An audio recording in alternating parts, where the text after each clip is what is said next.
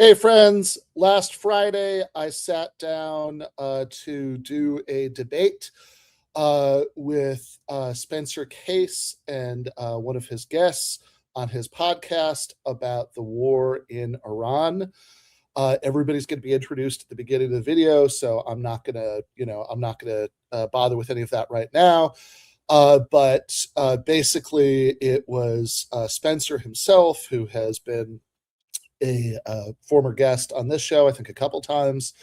And of course, he's a philosophy professor and writer and podcaster.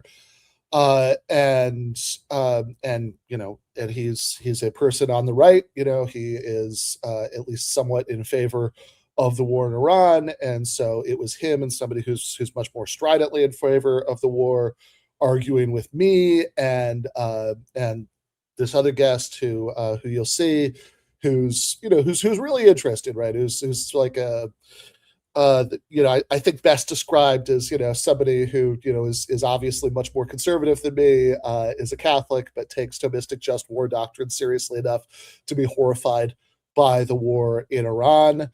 Obviously, I have a lot of thoughts about what you're about to see, but I will save it until we are done watching it. I will say that I was originally going to do this episode yesterday. So my birthday was on Tuesday, but that's also the day that Spencer released the video.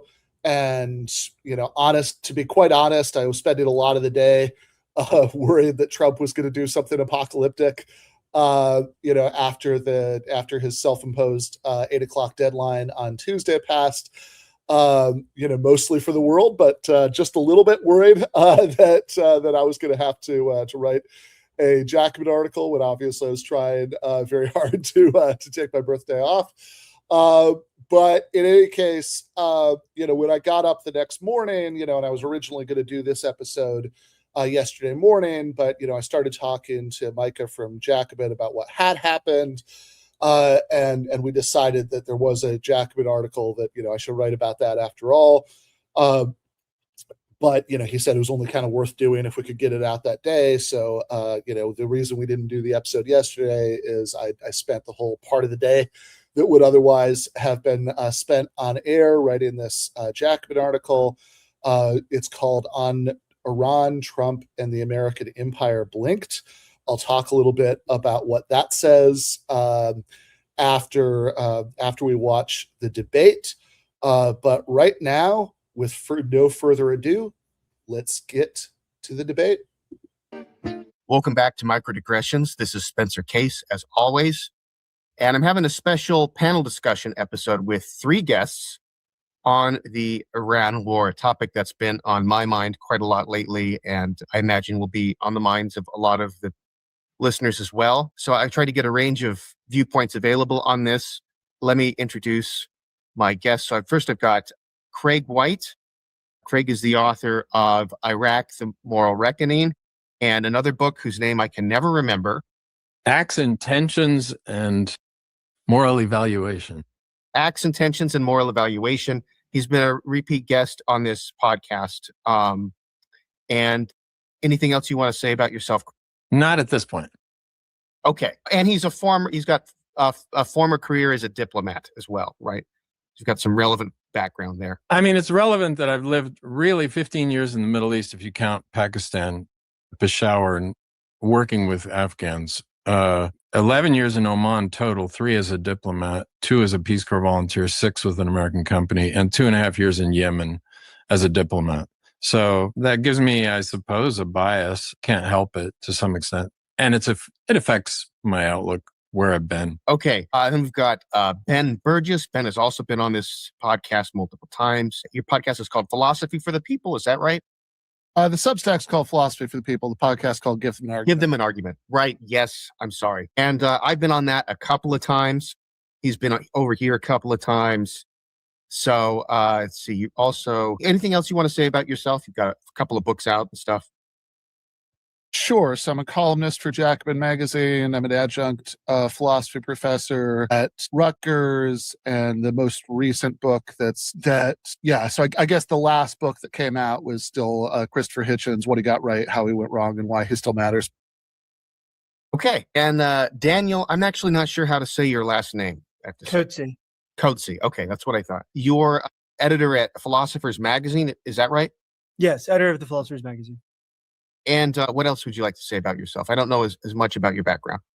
I have a doctorate in philosophy from Oxford. I worked in theoretical philosophy. I've written for some newspapers, the Times of London and others, and I'm a visiting scholar at NYU. Great. Okay. This is your first appearance on the show. Maybe there'll be more. Let's see how you handle yourself against these two doves. Sure. All right. Craig, did you want to begin with your statement? All right. I'll just say, I think it's clear that this is an aggressive war by the U.S., that it's not morally justified, that was profoundly unlikely to succeed in terms of its stated goals without basically a kind of genocidal destruction on our part of the Iranian people. I want to make clear, what am I? I'm a Thomist, an Aristotelian. I'm a follower of John Henry Newman in the idea in a number of ways, but one of them is that he says we weight the different factors that come into play in any big moral belief or decision or evaluation based on our life experiences, whole raft of decisions based on who we are. So I'm very aware of how difficult it is to persuade someone who comes at things from a different life experience. But I'll do my best. I feel like I'm battling a heavy sort of headwind in this case because I think very few regimes have been demonized in my lifetime quite as much as the Iranian regime. And we can summarize it as there are suicidal Jew haters, and if they have nuclear weapons, they will immediately nuke Israel, or as soon as possible. That's kind of over the top, but it's the sort of common impression of the Iranian regime, which I disagree with. All right. Modern just war theory doesn't say much about going to war ad bellum. It talks a lot about the in bello. It does to some extent, but it gets itself into various cul-de-sacs a lot of the time. Michael Walzer, though, just and unjust. Could you explain what those terms mean? Yeah, in bello is the conduct of war, morality in the conduct of war, not bombing obvious civilian targets, groups of civilians, not bombing troops that have surrendered or slaughtering them. A lot of those kinds of issues, not starving the population. Ad bellum means to war in Latin. And so the moral justification for going to war or lack thereof. So, and I focused on the ad bellum more. So Walzer spends like one page on ad bellum and basically summarizes it as defense. And that's very common today. But the result is we simply see all of our wars as defensive, which is not very useful. We can get more into it as we go along, and I'm sure we will. The foundation of Thomistic moral theory really, yes, there's a belief in God, but the moral theory is based on the idea that other humans deserve the same considerations as we do, have the same value. 2, we don't know the future, but we are trying to influence it in a positive direction for harmony and flourishing of other people. I would add kind of a Solzhenitsyn corollary that the line between good and evil doesn't run between groups, but it runs through every human heart. I think that's very much in line with this way of looking at morality. All right. So requirements for a just war are sovereign authority.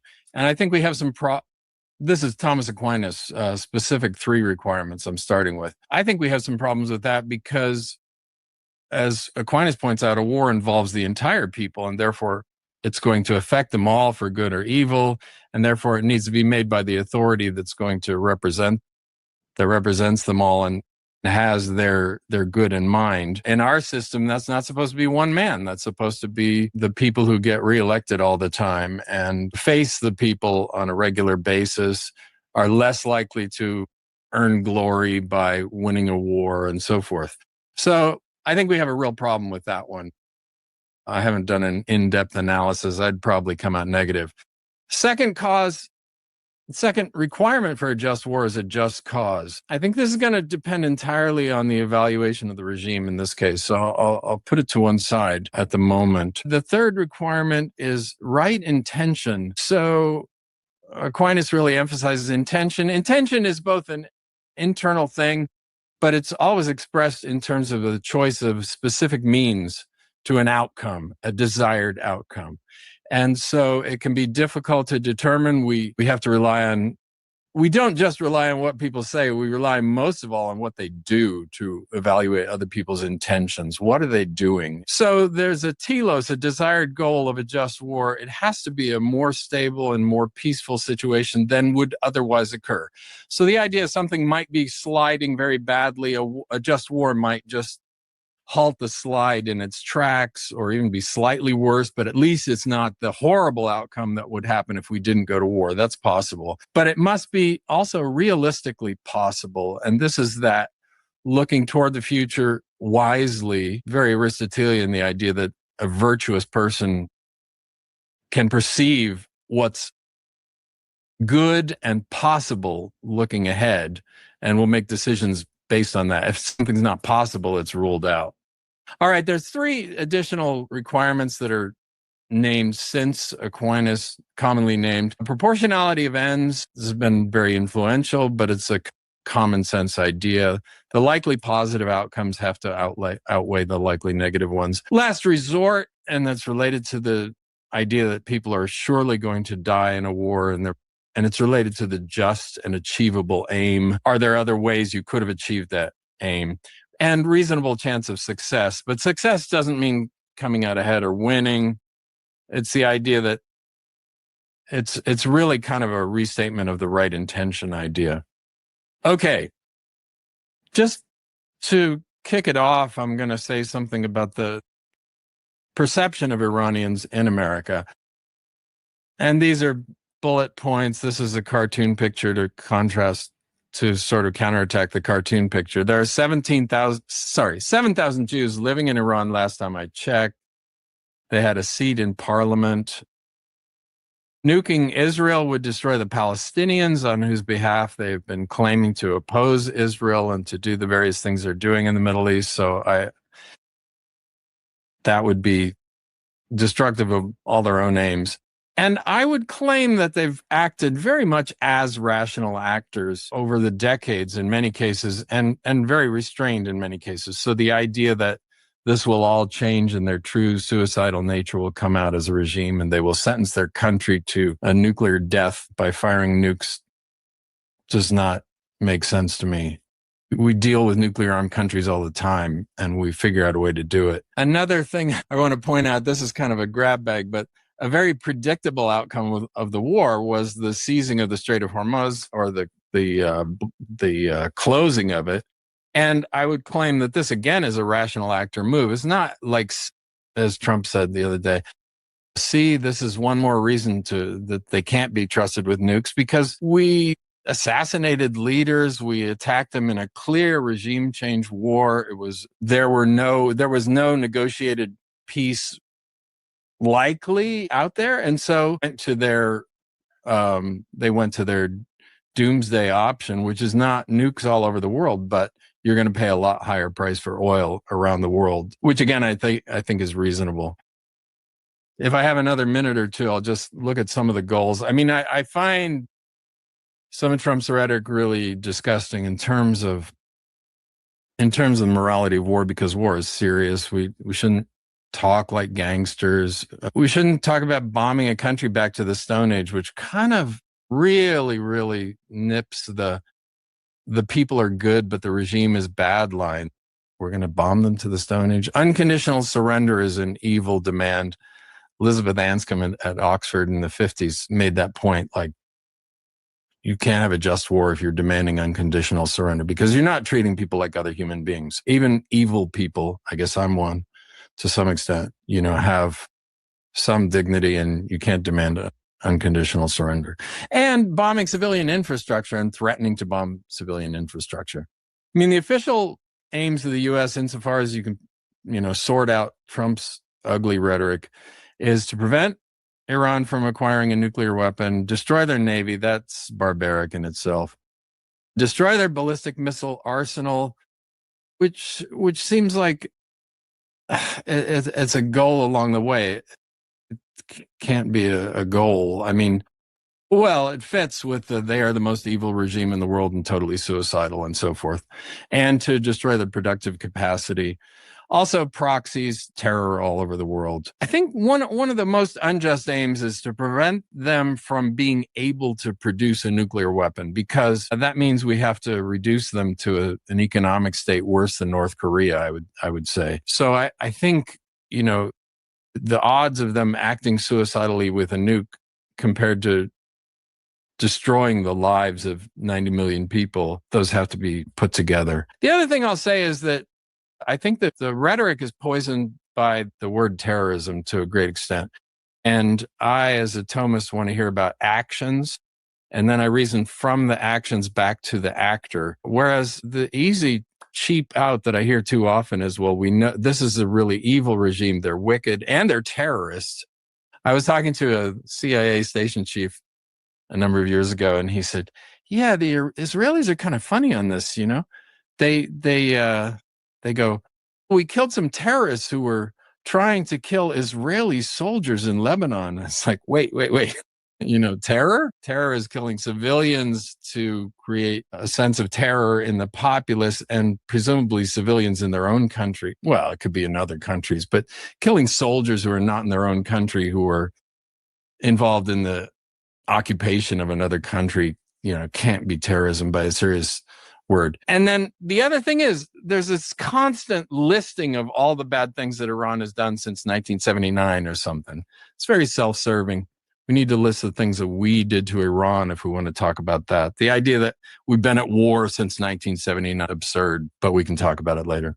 That's my initial statement. Thank you. So Craig pursued a kind of rhetorical device, which was acknowledging that there's a widespread consensus about the nature of the Iranian state, and seemed to think that by just sort of saying that it was the case, he could thereby dismiss it. In fact, pretty much conventional wisdom about Iran of the kind that Craig was alluding to is more or less correct. This is, in fact, a terrorist regime. This is, in fact, a anti-Semitic regime. This is, in fact, a regime that wishes death to Israel and death to America. This is, in fact, a regime that should be judged by its actions. It has funded terrorism, through Hamas, Hezbollah, and the Houthis, and other groups across the Middle East. They have attacked civilians in neighboring countries and in Israel. They, an indiscriminate barrage of attacks, and they deserve no benefit of the doubt whatsoever. So I don't have, a terribly sophisticated opening spiel where I run through kind of my pet philosophical commitments and explain how I can derive from Thomism or Aristotelianism or the principles of just war theory.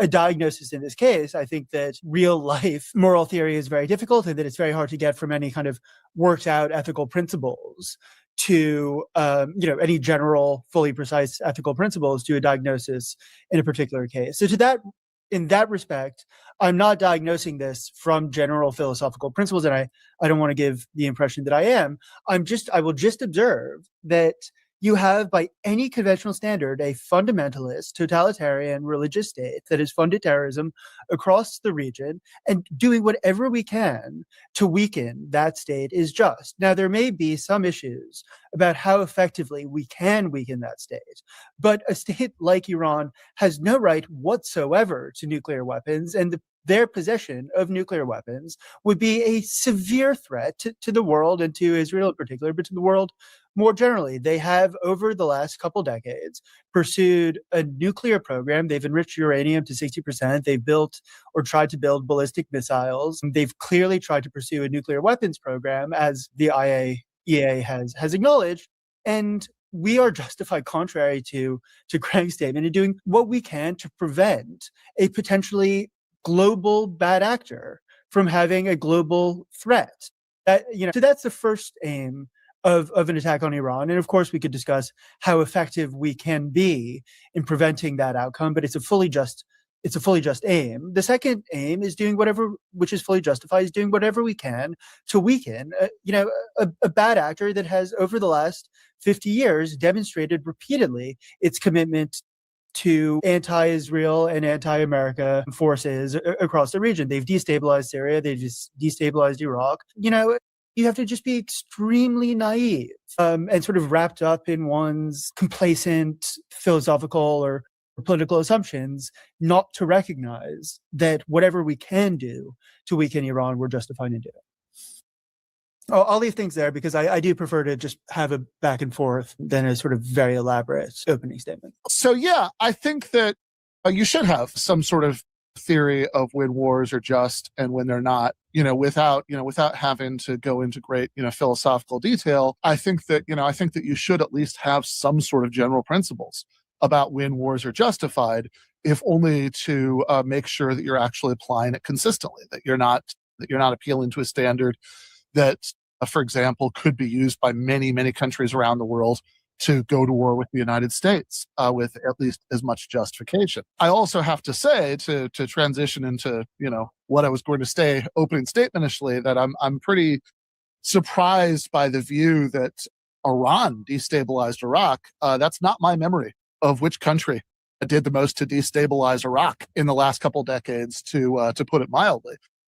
And I think that contrast is actually really telling, because I think what's going on in Iran right now is in some ways even worse than the war in Iraq that Donald Trump, when he was first running for president, correctly said, got points for retroactively recognizing, although he didn't really say so at the time, but got points for retroactively recognizing was a completely disastrous and unjustified war of choice. So let's think about that contrast. Because in the lead up to the invasion of Iraq in 2003, George W. Bush and his administrations spent several months working hard to manufacture the consent of the public. In Bush's State of the Union address, delivered just a couple months before the war began, he devoted dozens of paragraphs to the claims that Saddam Hussein had weapons of mass destruction that he might share with al-Qaeda. His vice president, Dick Cheney, darkly warned that if Americans waited for a smoking gun of hard evidence about Iraq's WMDs, the smoking gun might turn out to be a mushroom cloud over an American city. And the month before the invasion started, Bush's Secretary of State, Colin Powell, widely perceived as one of the most credible moderates within the administration, gave a speech at the UN Security Council laying out the case for war. And he waved around a vial of anthrax and, shared intercepted recordings from Iraqi truck drivers talking about special trucks that Powell told us could only be references to mobile chemical weapons labs. Now, we know, looking back on that, and some of us thought at the time that the whole thing was a ridiculous tissue of lies. But what stands out in contrast to the war that Trump started a few weeks ago in Iran is that the Trump administration doesn't even seem to care about manufacturing the consent of the public. They don't seem to think that matters, that whether or not the public buys their case for war. In fact, they seem to have a remarkably hard time keeping their story straight about what the justification is even supposed to be.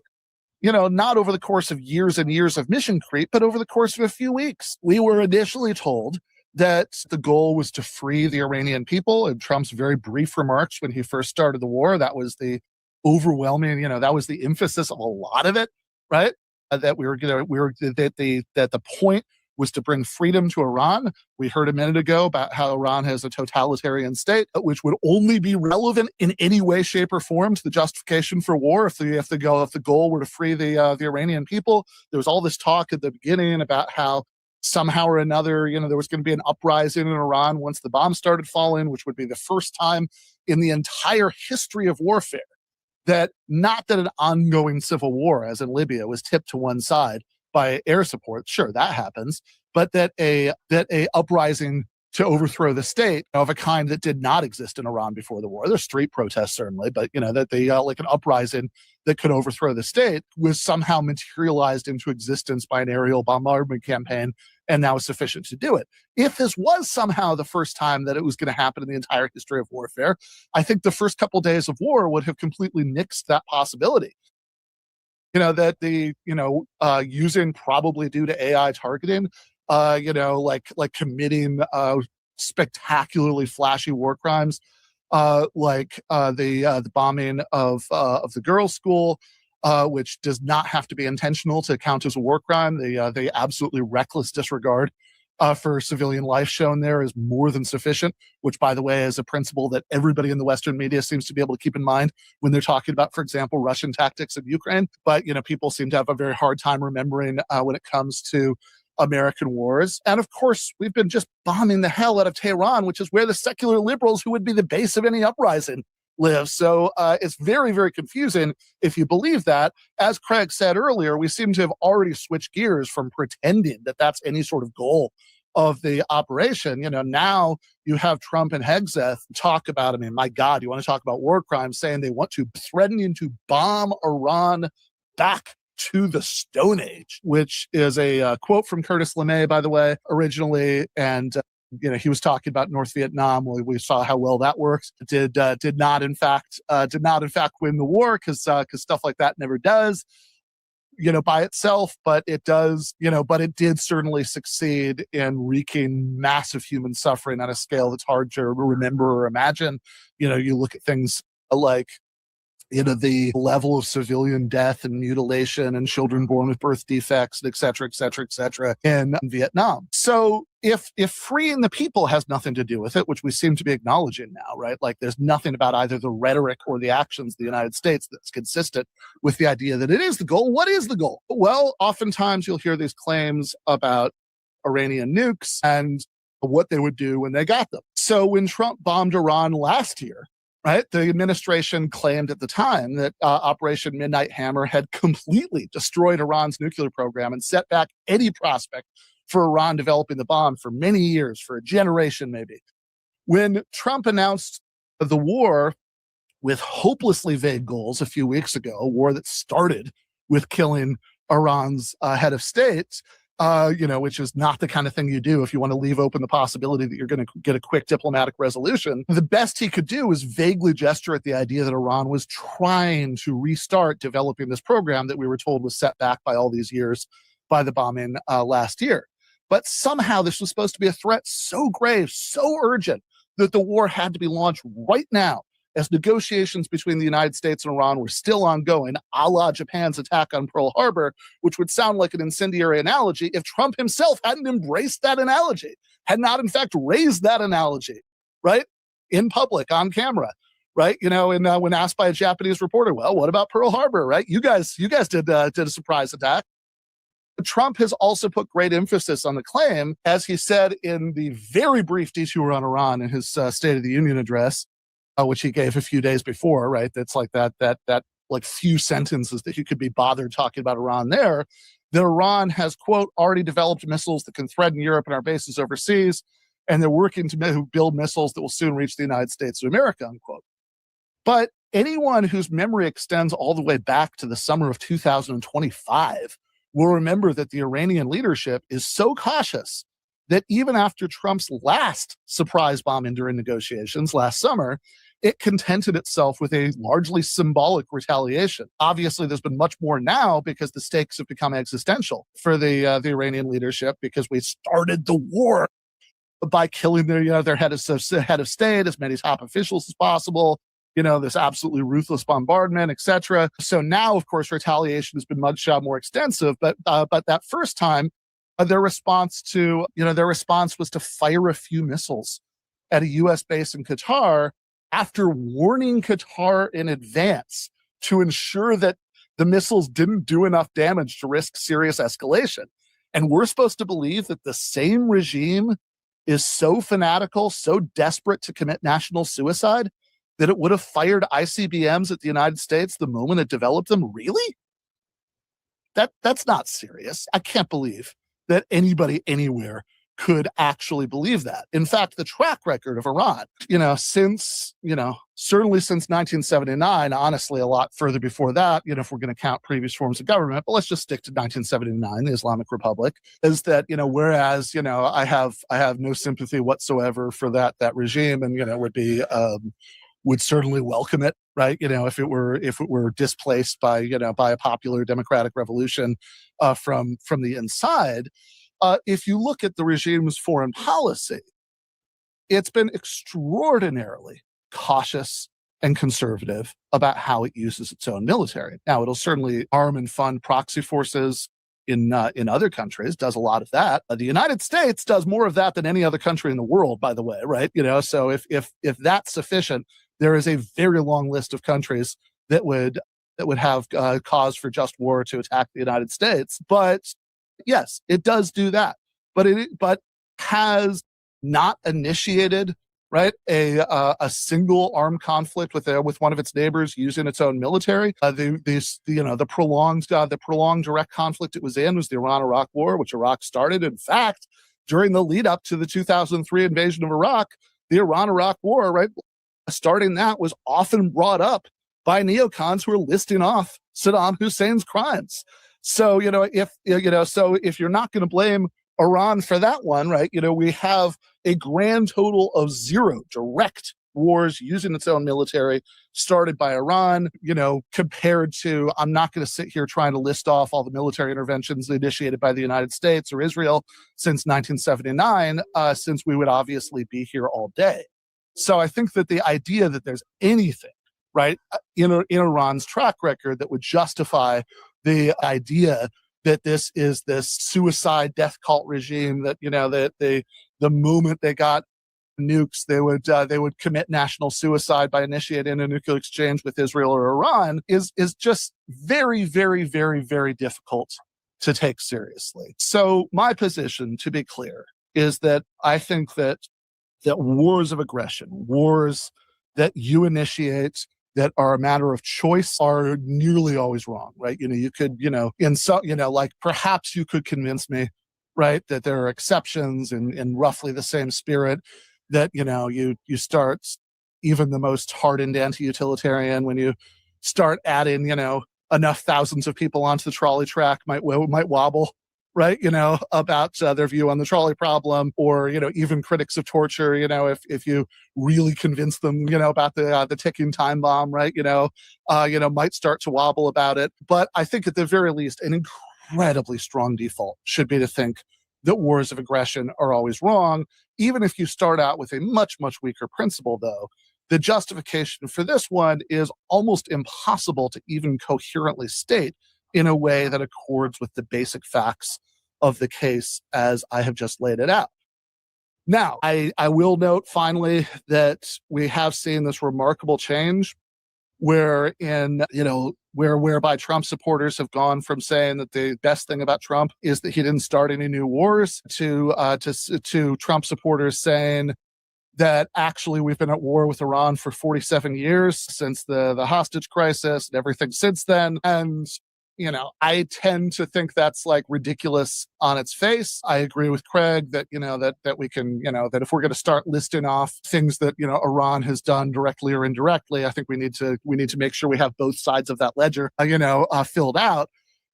But I would say that if it is true, it's remarkable that that's not what they were saying during the 2024 election. Nobody in the 2024 election was saying, hey, we've been at war with Iran for, I guess at that point it would have been 45 years. So vote for Trump and he'll finish the job, right? He'll win this war with Iran that we've been in for the last 45 years. They were saying, vote for Trump. He's the peace candidate. And I think they knew why that was a better sales pitch. And I will leave it there. So about the point that no country has been overthrown or regime change being enacted by air power alone, I can think of two, counterexamples to that. Cool, One being Japan at the end of World War II. Yes, there were nukes, but Curtis LeMay said that they weren't necessary. Just keep doing what we were doing for this, probably the same result.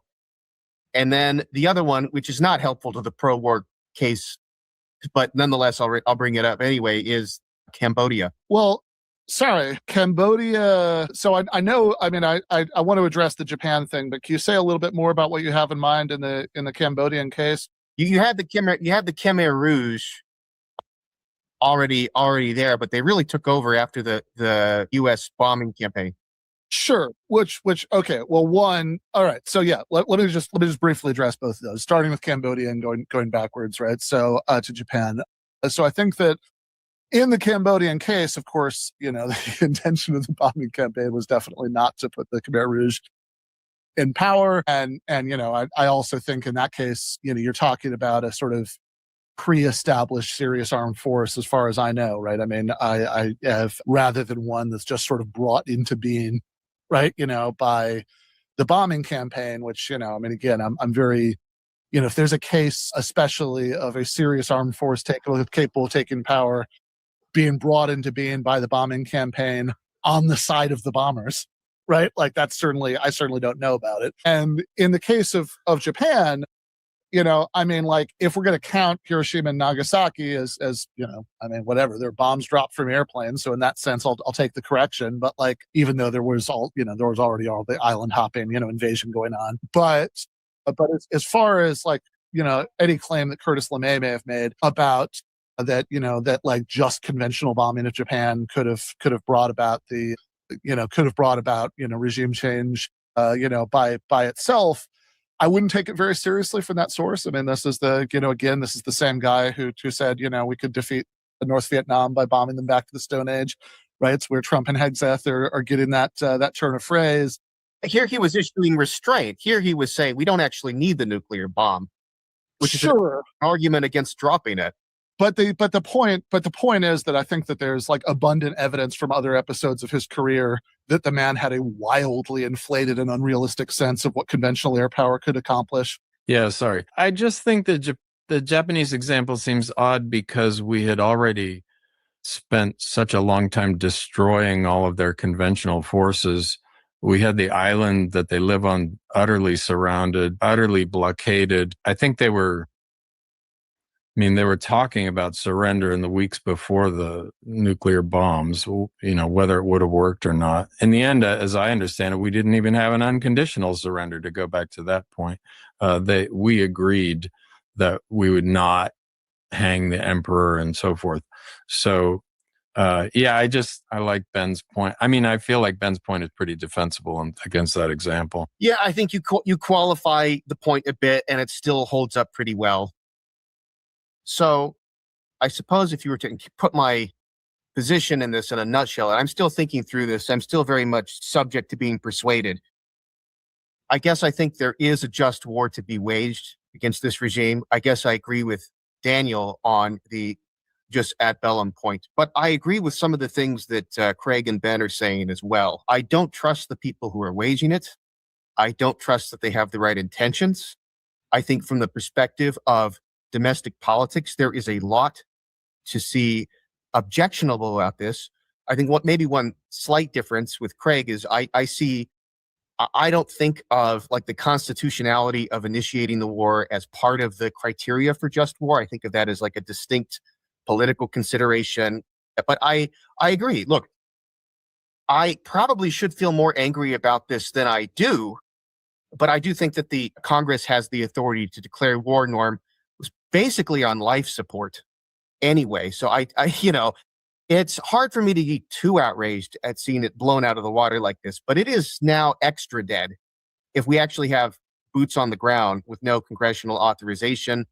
I think that's objectionable. I think what Ben was saying about this wasn't discussed in the 2024 election. He had plenty of opportunities to bring this up. I think that's a good reason to be very angry with the administration. And just some of the ways about talking about this, I do find despicable. Videos of actual targets being blown to smithereens, making it look like it's a video game with like plus 100. I mean, I do find that sick. Lao Tzu said that in war, a victory should be observed as a funeral, and not with this kind of jokey levity. I do think that is wrong, and I do think that's those are reasons to object to this administration. But I do want to address the point about why I think there is an in principle just war to be waged here. I do think that the emphasis on an imminent threat is not necessary. I think a long-term threat, taking a target of opportunity against a long-term enemy that poses a threat in the long term, there are limits to this, and it's hard to say exactly what the limits are, but an example to show that there are limits on this would be like Cato the Elder talking about Carthage. Well, one day, even though they had defeated them in the Second Punic War, one day they may reconstitute us and then eventually pose a threat. So let's just nip this thing in the bud. And no, that is not morally okay. We're talking about an actual existing regime. There's this long sense of there's this history of hostility, and I think a live threat. I do think they're accruing nuclear weapons or acquiring nuclear weapons we should think of as a present threat, even though it's long term. I think that is not quite the same. And I also do take seriously this idea that we've already been at war with the regime in a sense. I don't think that is a purely semantic point. I do think there is a difference between an attack that takes two countries out of a situation of peace and something that is a situation of cold hostility. Hobbes thought the way Hobbes defined war is not a particular attack, but the expectation or a distrust that there could be violence at any moment. In that sense, we have been in a conflict with this regime for a long time. I want to say something about nuclear weapons and the regime's rationality, because I think this is the strongest point. I remember I briefly met Noam Chomsky in 2011. I remember at his talk, he said, well, he strongly implied it would be a good thing for the world if the Iranian government got nuclear weapons. It was couched in conditionals, but we were meant to clearly to accept the antecedents. He said things like, if you believe in social justice, and if we believe in the equality, and if you believe in, then it would be a good thing if Iran had nuclear weapons. And I just thought, man, that's wild. That's just insane. Why would I ever want to listen to anything this guy has to say about foreign policy ever again? Saying Iran should have nuclear weapons strikes me as like Al-Qaeda should have an air force. That would be a good thing. No, it would be a bad thing. I do want to point out the immediate thing to say, and it's a fair point, and I want to address it directly. What about our nuclear weapons? Well, I don't think anyone has a right to nuclear weapons. I don't think nuclear weapons should exist. I don't even think we are right to create them in the first place. And I think we should have a policy geared toward having fewer nuclear weapons.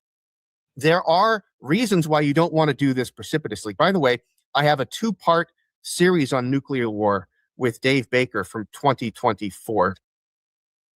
If we try to reduce our amount of nuclear weapons too abruptly, then other countries will seek their own nuclear weapons because they won't be covered by our nuclear deterrent shield and stuff like that. And I think there's a reason to maintain our current levels, because we have to make sure the reduction is commensurate with the reduction of like Russia and other countries with large nuclear arsenals. So there are some complications there. There are some complications that why we can't get rid of the ones that we have quickly, even though I wish that we would move toward something close to abolition. Maybe a small nuclear arsenal, 100 or fewer, I think is morally defensible, given that we can't put this genie back in the bottle. But the moral problem of our nuclear weapons ownership, and it is a serious moral problem, does not negate the problem of nuclear proliferation. More regimes having nuclear weapons would be a bad thing for the world. And it matters what kind of regime we're talking about. I do think that a heavily ideological, not just religious, but eschatological regime has this kind of worldview is going to be more dangerous than other kinds of regimes. And the issue isn't how many nuclear weapons they would have compared to ours, it's would they be subject to deterrence in the same way and as other countries that currently exist. And I think that's a real open question. The fact that they have, with regard to short-term things, behaved rationally, like as Craig pointed out, declining to escalate or making symbolic counterattacks, that's not exactly reassuring in terms of evaluating the regime's rationality and their likelihood in the long term to carry out something like this. Even suicide bombers have to be instrumentally rational to having the opportunity to take out their targets. They're not going to just die for no reason. They're not that kind of martyr wannabes. Nobody's saying that. But things like fatwa against Salman Rushdie, things like trying to take out a Saudi diplomat in a restaurant in Washington, D.C. in 2011 by blowing up the restaurant that was intercepted. This is not rational behavior. I remember when I was an undergrad seeing a professor talk about Iran and talking about it was the occasion for the talk was the so-called "we're going to wipe Israel off the map" speech or statement by Ahmadinejad. That was a mistranslation. It was something like, "we'll remove them from the sands of time" or something like that. And he was responding to this and "death to America" and stuff. And he just explained, well, they don't really mean it. They don't really mean it. This is blowing off steam. That was his phrase, blowing off steam. And I just thought, I don't believe that. I had an article at National Review from about 10 years ago, and I was responding to an article in the Atlantic that had assembled experts talking about what would happen. What's the range of possibilities from most optimistic to most pessimistic about Iran acquiring a nuclear weapon? And nobody considered the possibility of them actually using it. They're like, oh, there would be more hardball diplomacy. They would project their power more aggressively with their conventional forces and with proxies, but they wouldn't actually use it. Like, how do you know that? Why is that not even a consideration? I mean, if there are only 9 countries, I think, in the world that have nuclear weapons right now, that's not a very large sample size. The fact that none of them have behaved suicidally with them is not a strong reassurance that none ever would. There are people, if there are only 9 Americans who owned handguns, you wouldn't think anybody would shoot up a school, but people do and get themselves killed in the process. There are people who have suicidal ideologies. There are people who are not deterrable by the threat of death. And I think we need to take that really seriously. And I see that being dismissed too much, I think, by Craig and Ben here. I'll make one last point. You won't like it either. I take very seriously this objection that Craig has raised about, is this prudent? Is this a prudent war? And I agree. You don't have jus et bellum if the war is imprudent, right? I sometimes hear people talk about, like, morally, I think it's a good thing that we're supporting Ukraine, but like, it might be imprudent. And I'm like, well, you know what? If it's imprudent, it's probably not moral, because I think you're morally obligated to be prudent with regard to these things. So I completely agree with Craig about this point. And this may have been extremely imprudent. It does not look planned out. Yet, I think there might be something to this "you break it, you buy it" point, which is justly mocked for a lot of reasons. That Colin Powell made about Iraq. Countries are not things you can knock off the shelf at a store and now you have to buy it. That's silly. But I think the point is the fact of having done an intervention changes the moral calculus in a way, and it may be in a counterintuitive way. The choice to draw down or continue is not the same as the choice to either go to war or not go to war. And there's a few reasons for this. One is, what do you suppose would happen to the Iranian people if we had some kind of diplomatic resolution? I mean, there would be a brutal crackdown. We would be responsible for it. This stuff about bombing them to the Stone Age, I think, is despicable. I want them to move further away from the Stone Age. I'm sympathetic to the idea that we should stand for liberation, and the fact that getting rid of this government would be good for the Iranian people potentially is a reason in its favor. Maybe not dispositive by itself, but it at least doesn't make it like this Greenland thing that is just for purely we can do whatever is in our own material interests. It seems different to me. I think if you disagree with me that they're actively pursuing nuclear weapons, I think they certainly would if this ended, if this conflict ended and the regime was in power. Of course they would. And we would be in a much weaker position globally. So there are scenarios you can think of where a war might be unjust to start for prudential reasons, but now that it's started, well, hell, we have to see it through. I think that might actually be our position here. What are some other examples like where this would be true? So suppose you've got some city that decides to rebel against a much more powerful, empire or something like that, the Assyrians or the Romans or whatever. Well, and that might be extremely stupid and bad to do, because very likely the rebellion's not going to be succeed and you're going to be crushed. But having initiated it, you might have to see it through now. You might not have any better options. I think that might be the case. I do judge our leaders for the manner they got us into this. I do not think they behaved ethically. I think we nonetheless might have to try to see this through to actual regime change. But I remain open to being persuaded on that point. So I'm very, very confused by what possible reason you could have to think that Iran would be more likely to use nukes than, say, the United States or Israel. They're an Islamist fundamentalist state.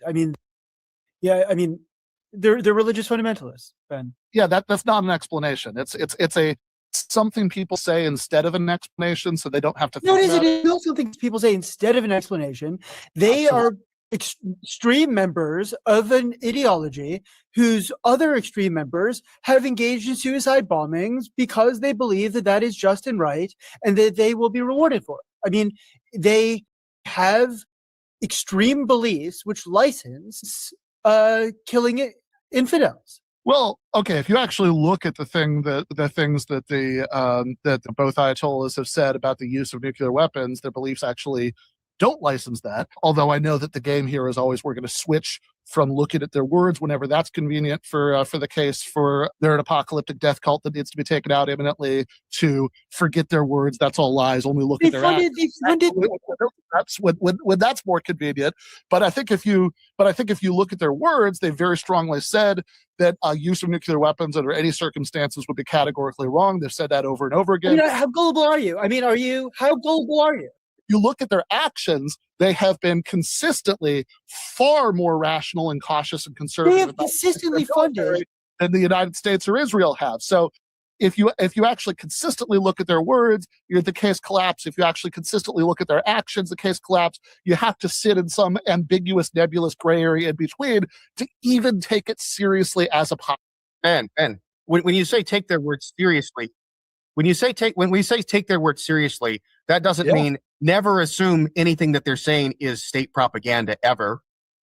No, just the parts that are convenient to say they're state propaganda, right? Like they have so it's convenient to look at something like, the occupation regime over Jerusalem will disappear in the sands of time, which any remotely plausible reading of what that means is that this system won't last forever. Eventually the Palestinians will win, right?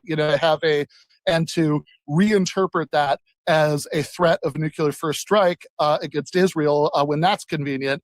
But then, you look at all of the explicit statements that the use of how about death to America and death to Israel as explicit statement? They have so again, how much death to America and Israel have they actually dished out compared to vice versa from 1979 to present? If we're using look at their statements, their statements include death to America and death to Israel. They've also, in terms of their actions, funded terrorism across the Middle East. They've funded Hezbollah, Hamas, Yes. and no country does more funding of proxies in insurgent forces and other people's civil war than the United States. Hey, Craig, do you want to get in here? You haven't spoken in a while. Let's hear from Craig. Yeah, I'm agreeing with Ben pretty strongly, but I think one of the things we're doing, or sorry, Daniel, with respect, but you're taking their words, death to Israel, death to America. You're ignoring the words of Americans, American statesmen, American senators, American presidents now bomb you back to the Stone Age. That's just as good as death to America, as far as I'm concerned. And not only that, we actually have the possibility of doing it. And not only that, we're waging an aggressive war against them. So, to take the rhetoric from one side but not the other is the kind of thing that leads to moral confusion. You can't just take one side's rhetoric. Death to America has been a long-standing slogan of the regime for many years. It's part of their ideology. It's not just an offhand remark by a bellicose leader, by Donald Trump. And Craig, I would like to add, I'm not ignoring bomb them back to the Stone Age. I'm acknowledging that, and I think that's terrible and disgusting, and he should not say that. But it's not like we're opening sessions of Congress by saying death to Iran, bomb them back to the Stone Age, and have been for years. Right. So be real here. The chants are on the street and people are excited, and they shouldn't say death to America, death to Israel. They shouldn't call us the great Satan. But I'm asking you if you want to tell me. How naive are you? It's not. No, come on. People Calm in down. the street being excited. It is, a long-standing slogan under reflective conditions embraced by government officials. So this is Iranian policy. We are working for the destruction of America. That's the Iranian policy. Which, by the way, if you actually look at the translations that tend to be provided by Iranians themselves, right, this is disputed, right? I think "down with America" and "down with Israel" are the are probably the more precise translations. But they have there's definitely like strong hostility to the U.S. and Israel that's expressed there. I think it's, I think if you're going to like have a serious discussion about that, I think you want to start by acknowledging that this isn't a random antipathy that comes from anti-Semitism or just like pure cultural hatred of America or anything like that, right? That there is there's a history a history that led up to that, in terms of aggression waged against Iran, in terms of the coup that installed the regime that was overthrown in the revolution. But just one thing, if I could really quickly, right? Like I did just want to talk about the non-proliferation point, because I agree with you, Spencer. It'd be better if nobody had nukes. That would obviously be the best choice. But I also agree with you that there's a difference between saying like, okay, if we can get our first, nobody has nukes.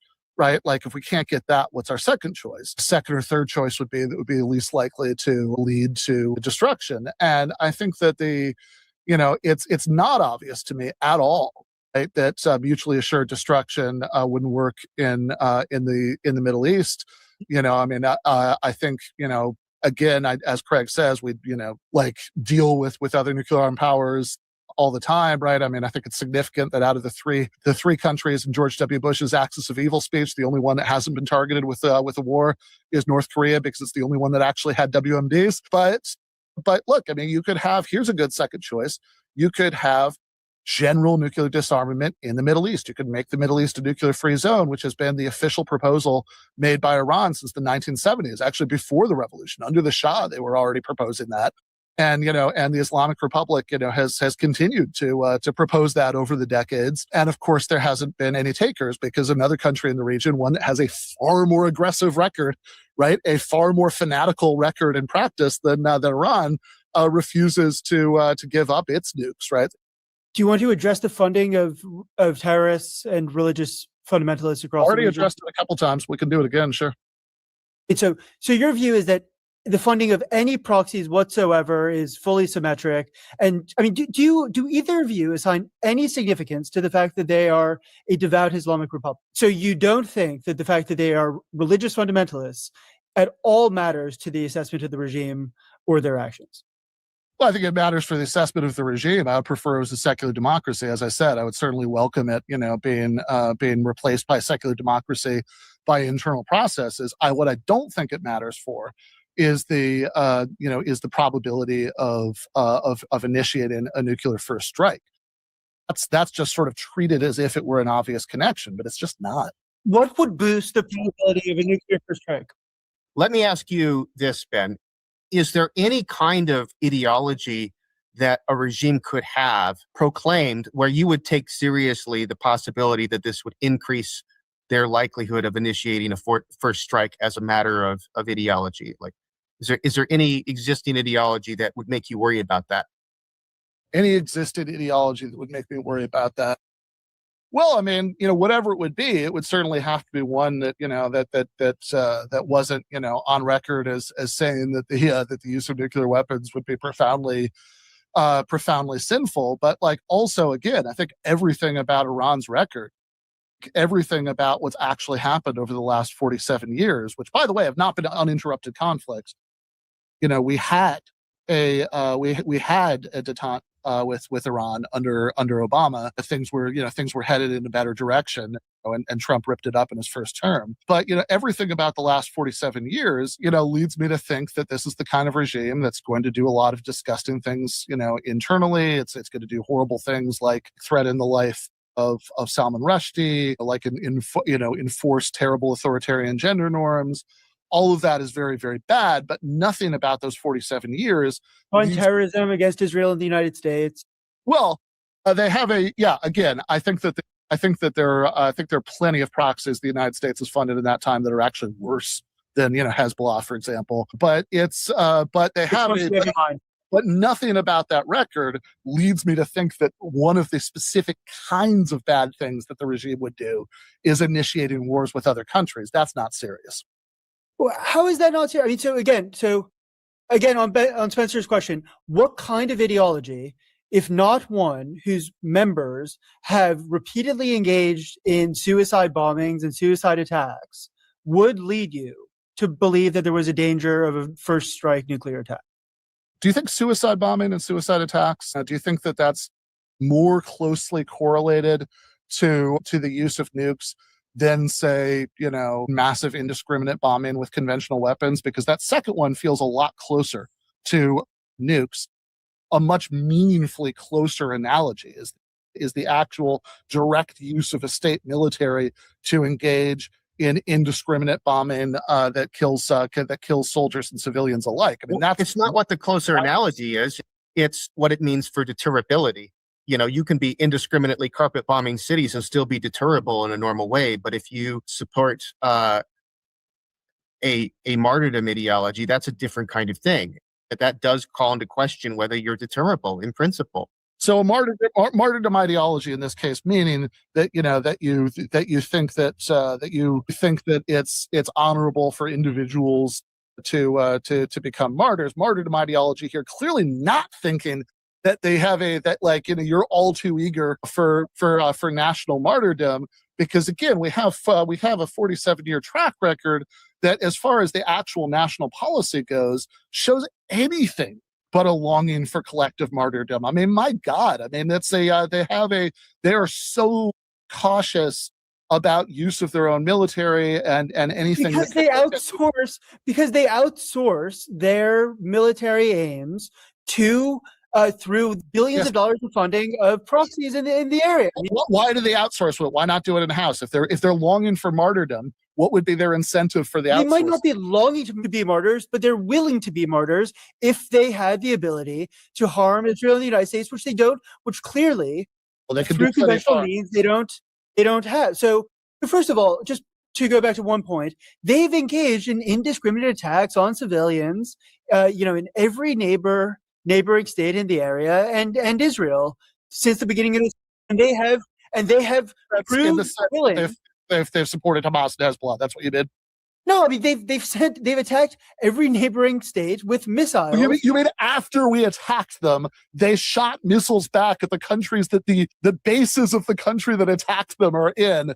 Yes, that's what any country would do in that situation. No, I find that a very strange line of argument, that when a country is attacked in a way that's clearly aimed at destroying its government, that it should respond by attacking the bases of the country that's trying to destroy them, and Israel, which is also trying to destroy them, in their neighbors, which have been hostile toward them for years and years and years and years, and have called for their regime to be overthrown. But then those bases are used to attack them and are a standing threat against them. And we're going to say, oh, they attacked those bases. That shows how aggressive they are. I just think that's totally. No, don't put words in my mouth. They have done that. They have done other things as well. And if you watch what they did carefully, they have done that often in a sort of game theoretic fashion. Israel attacks their gas field, which has nothing to do with any of the stated aims of the United States, and they attack a gas field in Qatar or a gas facility in Qatar, which is a game theoretic response. So The idea that in response to being attacked with an existential, we will destroy your government threat, they attack the close allies who are aiding the United States. Civilian random targets in a completely indiscriminate way. As a neutral country while they're literally hosting the bases being used to attack it. So I mean, again, so the first point that I'm noting is just the extreme double standard, whereby Israel and America's discriminate bombings, when they misfire, are treated as constituting war crimes. These are some of the least, like, we're talking about Israel, which, like, in the last 2 years has expelled literally millions of civilians from their homes at gunpoint, which right now, as it's invading and grabbing territory in southern Lebanon, is ordering an entire ethno-religious subset of the population to leave, right? Shiite Muslims, right? That's been widely reported in mainstream media. And then even if we're talking about the United States, which has a much better record in that regard than Israel, it's still the case that we're talking about bombing that's so discriminate that literally on the first day of the war, they killed 168 schoolgirls and their teachers. I mean, this is, which again is quite likely AI targeting, because the stuff that they were fighting with Anthropic about was basically not even like whether to do the AI initial targeting, but whether there's like a human who had to like do perfunctorily sign off on it. I mean, the idea that these are. Do you think that Iran is a more rational and moral state than the United States? Is what a more rational and moral state? Do you think Iran is a more rational and moral state than the United States? Is it more With rational? regard to its foreign policy, I think that's your point, right, Yeah. Ken? I think it has more rational foreign policy. I think it certainly has a more cautious foreign policy than the United States. I know, I think that like I'd be fascinated to hear the rendition of what's happened from 1979 to present that would make Iran's foreign policy less less cautious than the United States. I mean, And moral. Do you think that on the whole, Iran is more moral than the United States? I don't think either of them are particularly moral. I don't think that, like, I think that they both fail that test so badly. Like trying to decide which one comes out ahead is sort of uninteresting to me. But I think if you're talking about cautiously rational, that one's a much easier comparison to make. Look at how many conflicts the United States has initiated since 1979, and look at the zero direct conflicts used in its own military that Iran has initiated since 1979. Why do you keep emphasizing using its own military? Like, I don't really see why the means are so important here, right? Well, Don't we? The reliance on, they're using proxies, they're not using their own military. Well, I think it's actually an interesting open question whether there is a meaningful difference between those, like in general, as a general matter. And you could apply this against the United States, you could apply this against others. But the fact that I keep hearing not just you, but other people say, well, they haven't initiated any conflicts using their own military, but yes, they do this stuff with proxies, so do we. Well, is there any important difference that I should keep in mind when assessing just war in general between using your own military and using proxies? I'm not sure I see one. So the point I was using to make was less about just war, although I would, parenthetically point out that if that is enough to justify, initiating a regime change war against a country, then the number of countries that would have that right against the United States would be very high. But the point I was making was less about just war theory than about Iran's cautiousness as a foreign policy actor. The whole reason to settle for only giving support to factions in other countries rather than becoming directly involved, the whole reason for that is caution about escalation, caution about being attacked or invaded themselves. That seems extraordinarily obviously relevant, not to some, less to the sort of philosophical issue about just war, but extraordinarily obviously relevant to the question about whether it's realistic to think that they're more likely than any other country to initiate a nuclear first strike. I mean, that's incredible. I mean, so what if they just farm out their nuclear first strike to one of their carefully outsourced, how about that? Do you think that would be less likely to lead to Iran being invaded or nuked? So, but You think in they would exactly think it the same was way, likely? in exactly the same way, their outsourcing of more conventional forms of terrorism has not, in fact, attenuated the sanctions against them and has still resulted in them being invaded. So it's not as if their outsourcing has been a cautious policy. It has led to decades of sanctions and to now a war against them. Pretty big difference between sanctions and being invaded or nuked. And they have and in fact, it was right. I mean, it's not exactly the same way under any president, right? Like if Iran gave a nuke to somebody who nukes the United States, we would, like there would be total obliteration of Iran, and everybody knows that. But during every president before before Trump, rather, easy mistake to make, but before Trump, every president before Trump of Iran's funding of groups like Hamas and Hezbollah was not taken as sufficient for that, because even under George W. Bush, the calculation was never that it was worth it, right? That it was never that this rose to the level that it would justify the obviously catastrophic consequences of attacking Iran, as we are now seeing.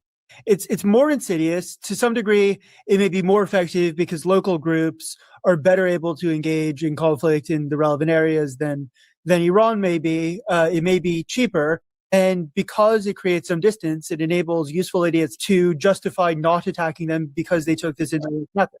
Daniel, you just said that Iran was attacked in the end, but I think that was an irrational act on the part of Trump. I do not think he was acting rationally, because if you look at the closure of the Strait of Hormuz, which is totally predicted, that's a disaster for the world economy. The likelihood that boots on the ground will be used is very low, but once again, we're back to a nothing but an air campaign. Lots of intelligent people would say, no, that was an irrational act to go to war with Iran. They have all kinds of cards, and you put their back to the wall and they will play them. And I would say the same about our attack on Iraq. Bush's own father said, here's a country that's 60% Shia, but it's always been run by 20% Sunni Arabs, but it's got the 20% Kurds. They're not going to become a democracy anytime soon. If anything, they're going to become a Shiite ally of Iran, and Bush attacked them. So the U.S. has a really bad track record of acting rationally. We've got so much power that we get away with it, but I think it's strange to presume the irrationality of some other country when our country is acting very irrationally.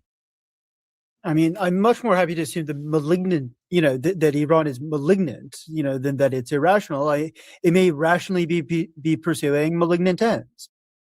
It is an Islamic republic. I mean, what do you guys make of the fact that they recently killed, more than 10,000 of their own citizens in protests? Well, mostly what I make of it is, as you were starting the sentence, I was like, which made up number pulled out of thin air is he going to use? Because, it's usually people, have often settled on like 30,000. Truth is that nobody has any idea, right? Like it's, like most of these estimates come from pro-regime change NGOs who are just taking a wild stab in the dark. But yeah, look, yes, they have killed lots of protesters. Killing protesters is very bad. As I said, I have no sympathy for the regime.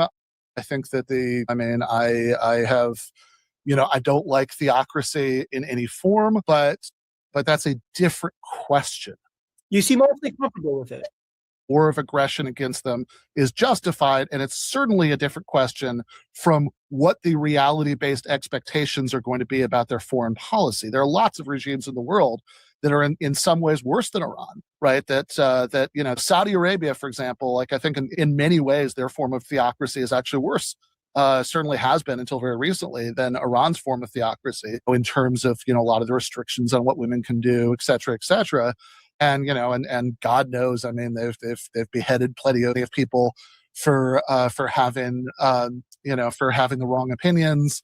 They carved up Jamal Khashoggi in the embassy, but none of that would lead, I think, any of the four of us to think that it would be fine to initiate a war of aggression against Saudi Arabia. That the regime is bad, therefore that's okay. That's a separate question. If they were pursuing nuclear weapons, it would be justified. To pursue nuclear weapons would be justified. I mean, Iran is like Iraq. You compared Iran to Iraq at the beginning of your conversation. So, as far as I remember, it has been the case that many people were surprised that we attacked Iraq instead of Iran, given that the evidence that Iran was pursuing weapons of mass destruction, nuclear weapons, was always much stronger and, in fact, extremely clear than the evidence that Iraq was doing so. The fact that we did not attack Iran at the time doesn't mean that it did attack a country that had a much less active nuclear weapons program. Doesn't mean that Iran doesn't have a nuclear weapons program. It does. And that we aren't justified in inhibiting and preventing its nuclear weapons program. Well, if you wanted to inhibit it, then, again, at any time in the last several decades, the proposal for a nuclear-free zone in the Middle East would have been a good one to take up. Failing that, if Trump had wanted to inhibit Iran's pursuit of nuclear weapons, he could have just stayed in the JCPOA, which was getting the job done. But he ripped it up to satisfy the fanatical neocons in his administration. About the Saudi Arabia regime, it's bad. It's quite bad.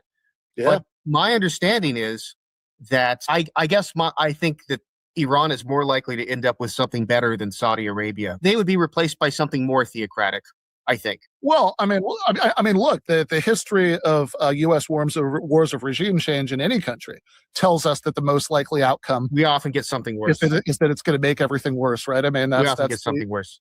And a really disgusting and mad regime is North Korea's right now. They don't seem to want to commit national suicide either. I don't think they have Iran's track record of cautious, rational foreign policy. They do have nuclear weapons. They want to continue cavorting in swimming pools with scantily clad young North Korean ladies and continue to eat caviar and whatever else they do. So a really rotten ideology does not guarantee a desire to commit suicide. And I don't think the glorification of a martyr. I'm a Catholic. We glorify martyrs. We glorify martyrs who witness to the faith by allowing themselves to be killed in the end, which is what we just did to Khamenei, basically. I mean, we made him into a martyr in Shiite terms. It doesn't translate to national suicide. It just doesn't translate. For one thing, there's a very different idea of martyrdom in Islam than in Christianity from the beginning, because the early Christian martyrs were being fed to lions and burned by Nero as torches. They didn't have this idea of dying in battlefield as it makes you a martyr as their paradigm case of what a martyr is. That was fixed from pretty early on in Islam because Muhammad was a warrior. And there was one Byzantine emperor who did say something like this, that said, soldiers defending Christendom that die in battle against the infidels, they're going straight to heaven. And that was revoked by a later emperor because that's not the Christian notion of martyrdom. That sounds like the people we're fighting against. There's very different traditions of these things. And it's also not specifically the martyrdom, but rather the eschatology element of it that has to be combined with that. Then what's about, so seriously. If you want to raise the eschatology, then what is it about Shiite eschatology that says they would like to provoke a nuclear war? The whole it was, I think, in 2018 when Khamenei spoke before the was it the military academy? I can't remember which academy it was, where he just was talking about the return of the Mahdi and the end times and spoke only about that. It was reported for a half an hour without raising any other secular concerns.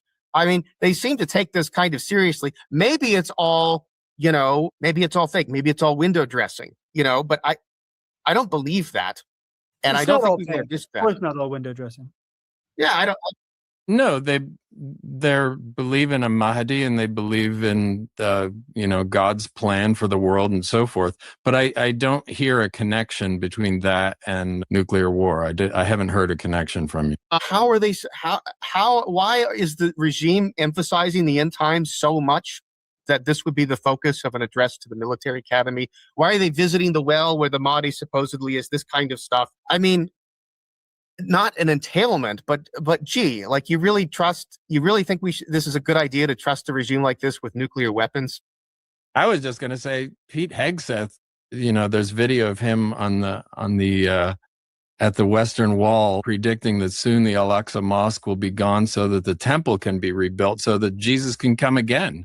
So, and he's now our Secretary of War. So I'm not sure. This is a too quoque, but but there's a direct connection to all kinds of warlike actions. Whereas in the case of the Iranians, I don't hear a connect. They like to think about the end times. My gosh, this is America. We're filled with people who think about the end times and they vote. Anyway, I don't see a connection. Yeah, I mean the Left Behind books were very, very popular in when I was in my 20s. I would also like again just sort of, if you just sort of say that people talk in Shiite eschatology, they talk about the end times, and look at this Shiite theocrats bringing that up. And there's a sense in which nuclear war could be one thing that that you could use similar language to describe, and you can kind of put those two things next to each other in a way that sort of poetically suggests a connection. But I think that if you're going to argue that that we're justified in initiating a devastating, brutal war with global economic consequences, etc., on the basis of this, I think the burden should be on the person who says that this is good reason to think that they would initiate a nuclear first strike if they, achieve nuclear weapons, which we were told last summer was not on the table for many, many years anyway, because of Operation Midnight Hammer success.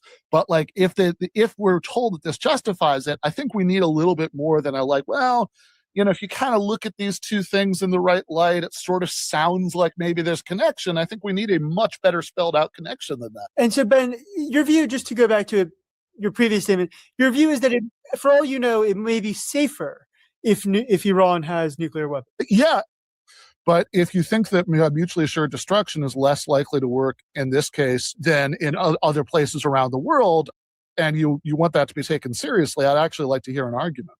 Mutually assured destruction is a useful policy when you're considering a war between two powers, both of whom have nuclear weapons. I mean, that's part of the rationale. Why would it in any way be safer for an extra state, especially one as ideological and erratic as Iran, to get nuclear weapons? It's what's going on right now wouldn't be happening, right? They say, the same reason, the same way that we're not at war with North Korea and we won't be at war with North Korea because they have a nuclear deterrent, right? They have that is the one and only reason that Iran was ever interested in pursuing nukes, was to precisely stop this right now from happening. And so, yes, I think that a world where something like this is going to happen is less safe, all else being equal, than one where it's not as likely to happen. Now, you can say all else isn't equal because Iran would initiate a nuclear first strike that you wouldn't have. But then I think we're back to the earlier discussion and the fact that you have to hand wave away the entire last 47 years of Iranian foreign policy, which are just flatly incompatible with that premise. Do you think their involvement with the planning of the Al-Aqsa flood operation supports this idea of a rational, self-interested foreign policy? I think that the fact that that's everything that all of the cases, right, of Iran supporting different Palestinian factions as they oftentimes, I want to be very clear on this, I think that the vast majority, the overwhelming majority of war crimes go in the other direction. There are certainly what you're talking about. Certainly, there are things that even as the victims of an illegal occupation, you can't do. They exceed the right to resist under international law. So supporting that is bad, but I think supporting that is well within the general parameters, right, of everything that we've been talking about. The Al-Aqsa flood operation in particular, which is that they have yes, I think that I think that just as, right, if you look at any of these zillion examples of U.S. proxies who have killed as many civilians in different cases as were killed in Israel on October 7th, right? I think in both cases, yes. I think from the perspective of looking at how cautious, how like what the balance is of aggression and rational self-interest for any actor, I do think it matters which side of the line you're on between supporting factions within an area versus actually directly intervening. That does seem like a relevant distinction to me.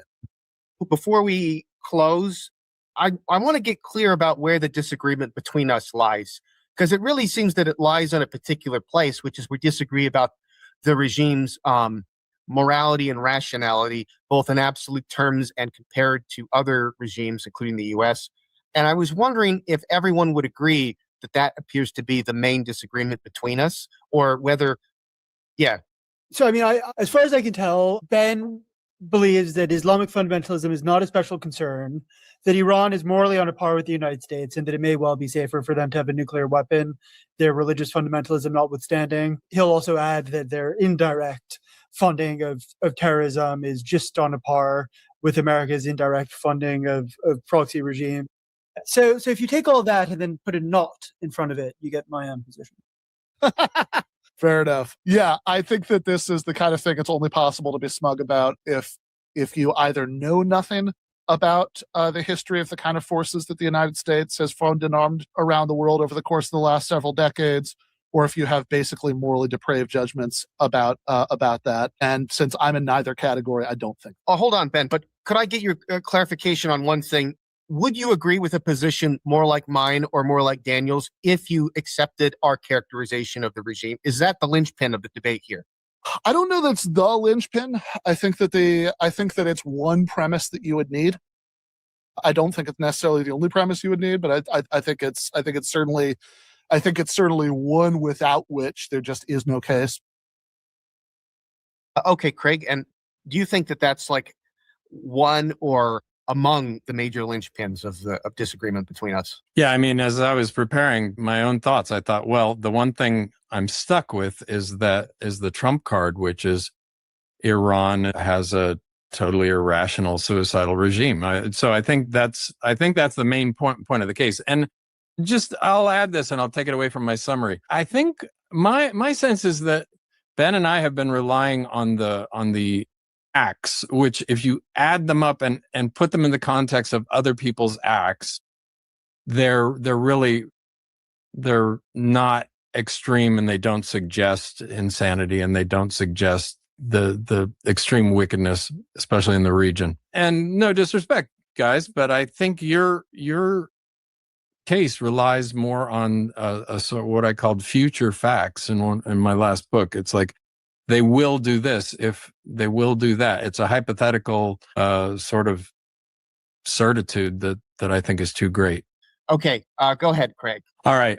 Really, part of why I wanted to steal some of my time, I was gonna say, I think Ben's been more articulate than I have, and on the main lines, I'm sure we would disagree ferociously on a few topics, but on this issue, we are just agreeing, and I think that's a sign that we're looking at the same reality. Neither of us endorse a Shiite regime, but we see it as a country in the world and not one that just deserves to be attacked because of some future thing that we're sure will happen. So I want to add real quick, since I've just got a second. I think intervening when you've done something wrong and believing that the intervention changes the calculus is kind of dangerous. And I can't think of a moral example where in a personal, on an individual level, where that helps. And this ties in really with Aristotle's point, which I think might seem like a minor point, but I think it's pretty important. He talked about involuntary and non-voluntary actions. To be a voluntary action, you have to have full knowledge and you have to have made a choice. You have to willed the action. And he says there are accidental acts, there are mistakes, but the sign of those is that the agent immediately apologizes or says, that is not what I intended to do. So for my suggestion for our foreign policy is that we get ready to apologize for mistakes and say we didn't like that. And I think when a war is a mistake, this is a totally utopian notion, But the best thing to do by far would be to apologize for it and start talking about how to make amends rather than continuing with the war, which in this case, I think is going to lead to a worldwide misery if we continue. Plus a lot of unjust killings of Iranians who are defending their own country, even in the case of the soldiers. That's my point. My turn. Yeah. So Iran is an Islamic fundamentalist state. If they get nuclear weapons, it would constitute a existential threat to Israel and the region and the world more generally. To tolerate that risk is to be naive, foolhardy, reckless, astonishingly complacent. And I think that is the overriding consideration. Or counter arguments, slightly superfluous. Well, it seems to me that what's reckless in the extreme is initiating a war that anybody could have told you. I mean, this is not, it really doesn't matter, depend on your ideological priors. I mean, this is just a sort of basic assessment of the obvious empirical facts that anybody could told you had the potential to be far more disastrous than the Bush era wars in the Middle East, because Iran has vastly greater capacity to defend itself. There's vastly greater capacity for rippling chaos, as with the situation in the Strait of Hormuz, which literally for decades, Iran's potential to do this was brought up as a reason why it would be extremely foolish and foolhardy and reckless for the United States to do this. And it seems to me that you have to have your head very, very, very deeply buried in the sand to think that this was the one time when one of these wars was going to go well. This time is going to be different, right? This time, all the things that one Donald Trump so wisely told us were the disastrous results of the previous regime change wars in the Middle East, that this is the one time that none of that would happen and that this would lead to good results. But, I could just rest it there, that everybody predicted, right? I think everybody who was remotely in touch with the basic realities predicted that this would be a disaster, and all signs so far are that it has been. And I think in a certain sense that would be sufficient. But since this is a philosophy podcast, I think that it's good to relate this to first principles. And on that level, something I hope we can all agree on is that initiating wars of aggression is at least presumptively wrong. Perhaps a sufficiently strong case, let's say for the sake of argument, could overcome that presumption in certain instances. But at the very least, there should be a very, very, I'm just going to add a third very, very, very, very strong burden to overcome in making that case. So I would invite anybody who started watching or listening to this in a posture of uncertainty to think about the last 2 hours that we've been all talking about this and ask if that standard has been met. If so, what met it? There was a premise that we never even really discussed, which would absolutely be a necessary premise that you'd have to establish to justify this, is that there was a relatively imminent threat of Iran actually achieving a nuke. If you don't have that premise, then the premise about, how bad it would or wouldn't be, it doesn't even come into play yet. So if you want to believe that Iran was on the brink of achieving a nuclear weapon, so this was so urgent, we had no choice but to do a Pearl Harbor style sneak attack while peace negotiations were ongoing, I think all your work is still ahead of you. I mean, you can find clips of Bibi Netanyahu going back to the 90s saying that Iran was on the brink of achieving a nuclear weapon. So I certainly wouldn't take any claims from that quarter very seriously. The actual official United States federal government's national intelligence estimate presented at the beginning of the Trump administration said that there was no evidence that they were even actively seeking one at that point. And even a couple of weeks ago, when Director of National Intelligence Gabbard testified before the Senate, she wasn't willing to say more than that they could achieve one within a few years if they started. So that crucial premise, right, is entirely, we just never even got to it. There was a claim that a long-term threat could be justifiably dealt with when a target of opportunity arises. But I think if you think that this was such a target of opportunity, you need to explain why this was a time when it would go particularly well. And I would just gently suggest that nothing about the events of the last month suggest that this was a time when doing this was particularly likely to go well. So, I think that if you share that initial starting point, that there should be a very, very, very strong burden to discharge if you're going to try to justify initiating a war of aggression, never mind one with this as chaotic consequences as this has, then that is a very difficult task. And it certainly seems to me that nothing we've heard has risen to that task. But I don't think that's any shade on Daniel and Spencer, because honestly, they've done a much better job than anybody in a position of authority in the United States government has done in even explaining what the rationale is. Now, I find their attempts, unpersuasive, but it is a shining beacon, of success in this compared to the absolutely incoherent gibberish that we've consistently gotten from the Trump administration, which goes from saying that the goal is to free the people of Iran by somehow bombing an armed uprising into existence, to saying that the goal is to bomb them into the Stone Age, and just cannot make up its mind about what they're trying to do and how they're trying to do it. And let's just let this be the last point.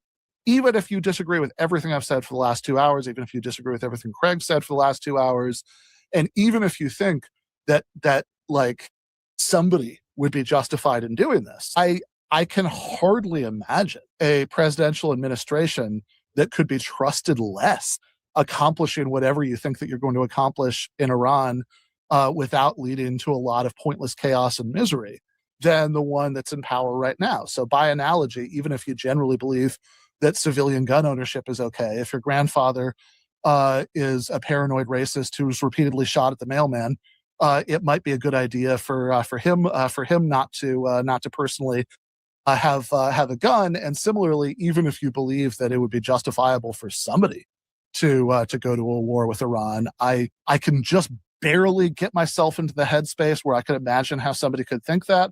I cannot get myself into the headspace where I would think that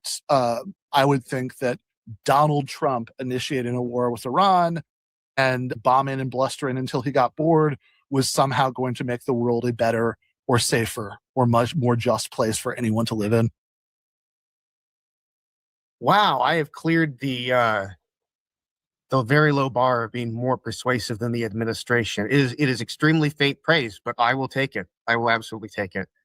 I think I do, in fact, agree with parts of what you said, Ben, particularly about if there is a just war to be waged, it certainly doesn't follow that this administration is waging it in a defensible manner.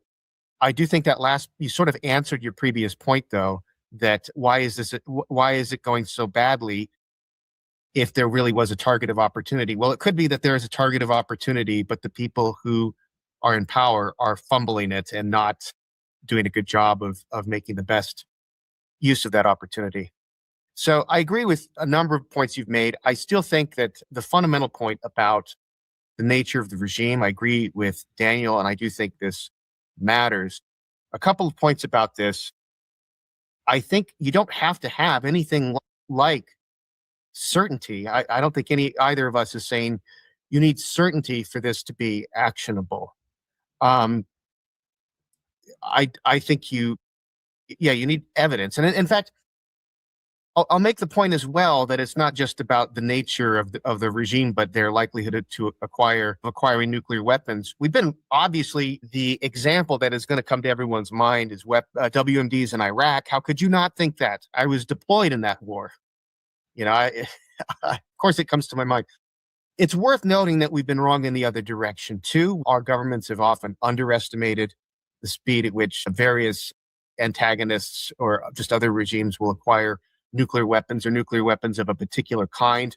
The Soviet Union got hydrogen bombs much more quickly than we expected. We expected a matter of years when it was a matter of months. For example, the head of the IAEA, in criticizing Witkoff, who was saying, no, that's an imminent threat. They're going to get nuclear weapons because, we destroyed the facilities, but they still have the material. He was criticizing him pretty harshly for overstating things, and yet still conceded in the interview, yes, they have an unjustified accumulation of weaponizable enriched material. And it's like, well, okay, that that is a serious concession, right? Like, why would they have it if they literally have no aim of doing it? Now, aim doesn't imply capacity, but we've been wrong about this. I think it's quite possible that we really did believe that we destroyed their capacity a year ago and then realized, oh shit, we haven't. So there's that. And just as far as the rationality of the regime stuff goes, I do find these sorts of equivalencies with the United States to be kind of facile for a few reasons. So one is, yes, you can find statements by Hegseth, like, I think totally unjustifiable statements. I don't want anyone in his position of power to be saying that, but it's not coming from a theocratic government. Like, nobody thinks that Donald Trump is a theocratic religious fanatic, right? Nobody thinks he has much of any principles.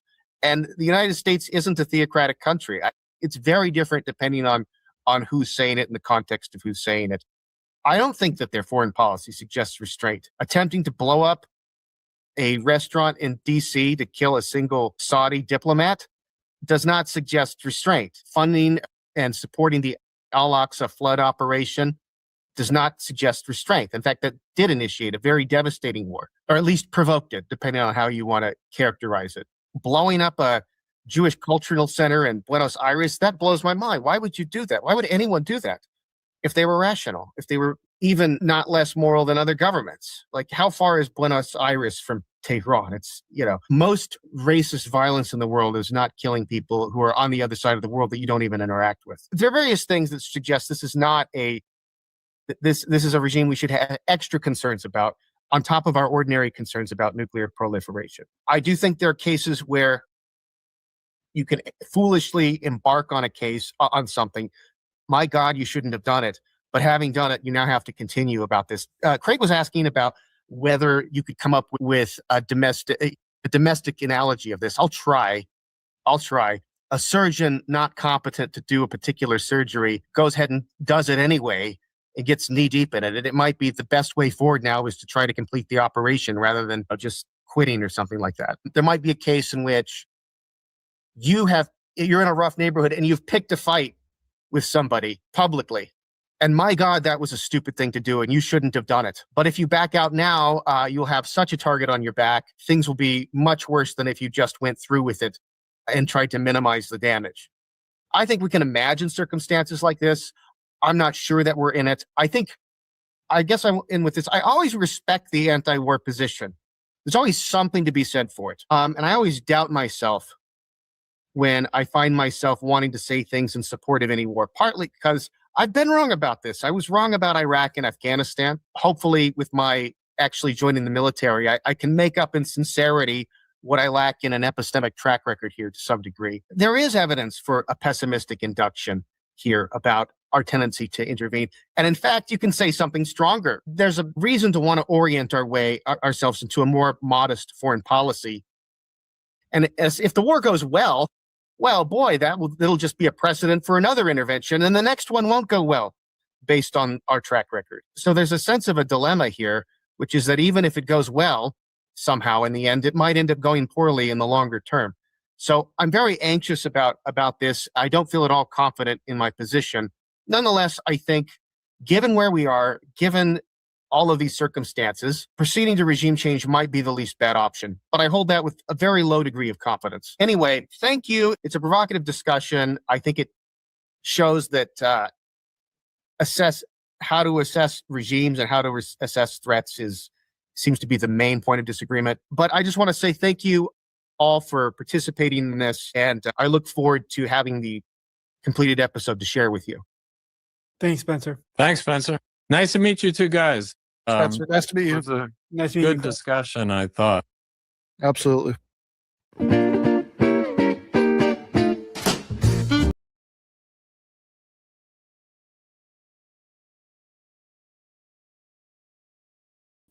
All right. I have to say, I feel so good about how that went that I feel like any further commentary from me on the debate itself might be gilding the lily.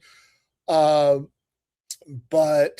my one and only complaint about that is that when he posted it, Spencer cut. I think mostly he was just cutting a few times that people were talking over each other, which is fine. I certainly don't think he like cut anything to make anybody look bad or anything like that. But it is unfortunate. Maybe it's because I started, maybe it's because this was the time we were talking over each other. But it is unfortunate that he cut Daniel, who is the stridently pro-war guy in the bottom left. He cut Daniel, referring to me as a useful idiot, which I've got to say, I kind of would have preferred to stay in the record for the record of the debate, to just for the sake of Daniel's overall presentation and how he came off. I would have preferred that he keep that.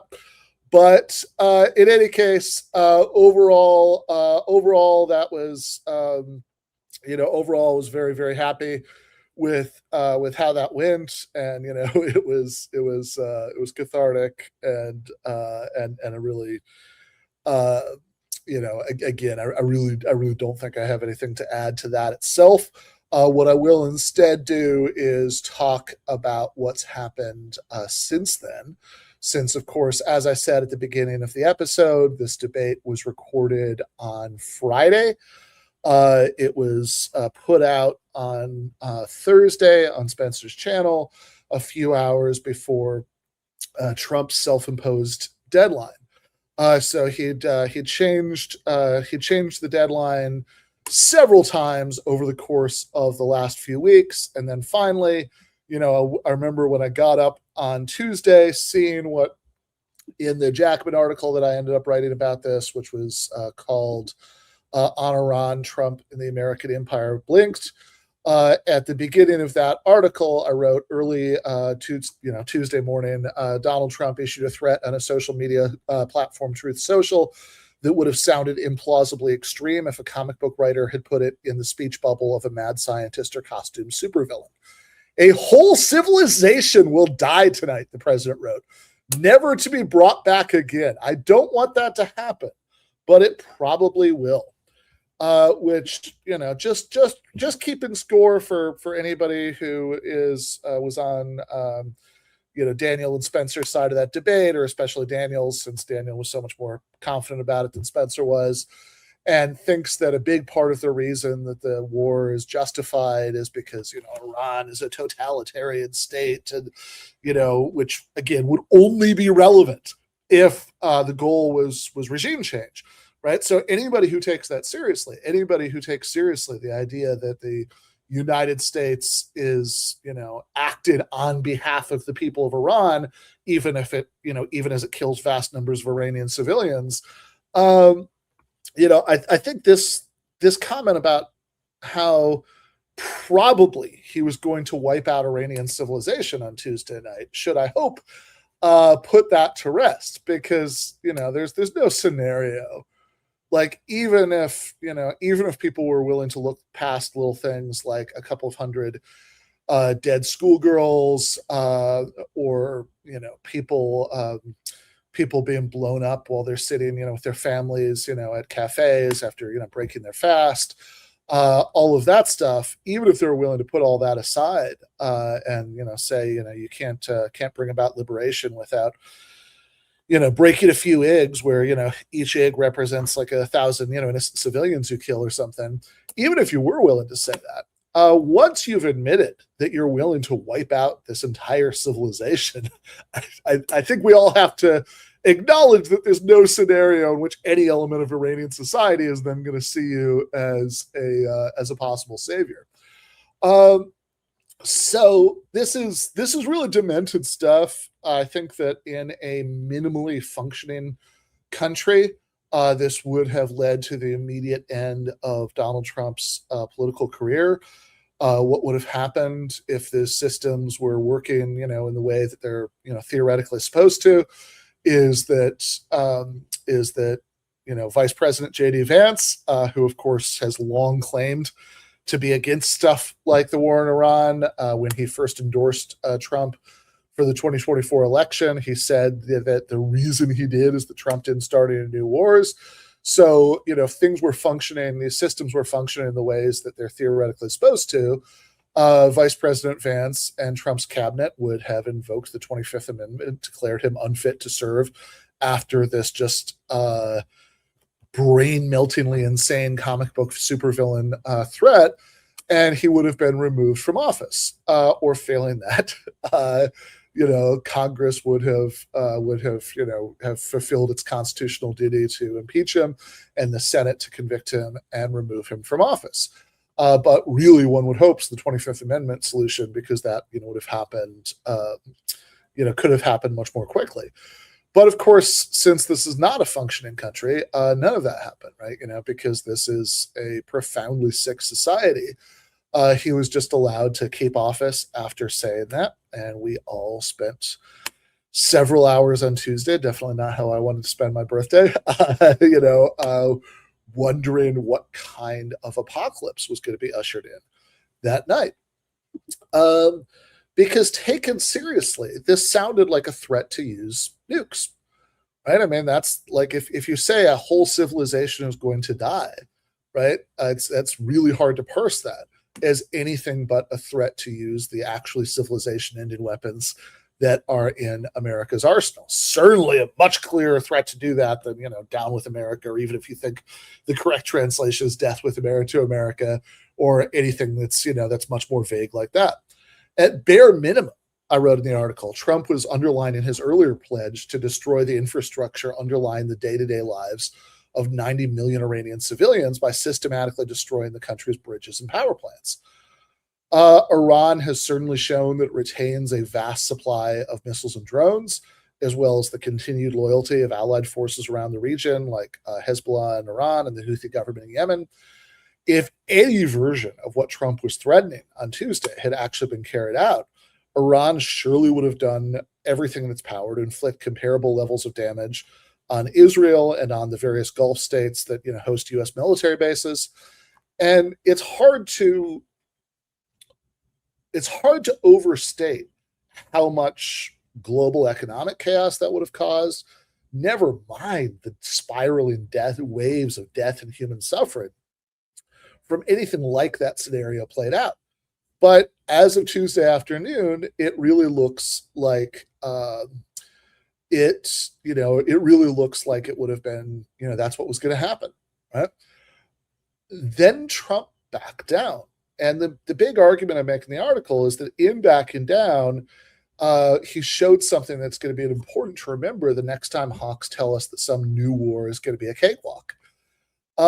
Even, a military and economic juggernaut like the American empire has its limits, right? Just does not have, capacity to just remake the world at will and just walk all over any country without consequences. Because again, it's really hard to remember this, but just 48 hours ago, the ceasefire terms that Trump was demanding included major concessions, like a total end to Iran's enrichment program, even for, never mind, right? Like actually making weapons, just, that the enrichment itself had to end, limitations on even conventional missiles, and ended support for allied forces like Hezbollah. And all of that was a total non-starter from the Iranian perspective. And you can see why, right?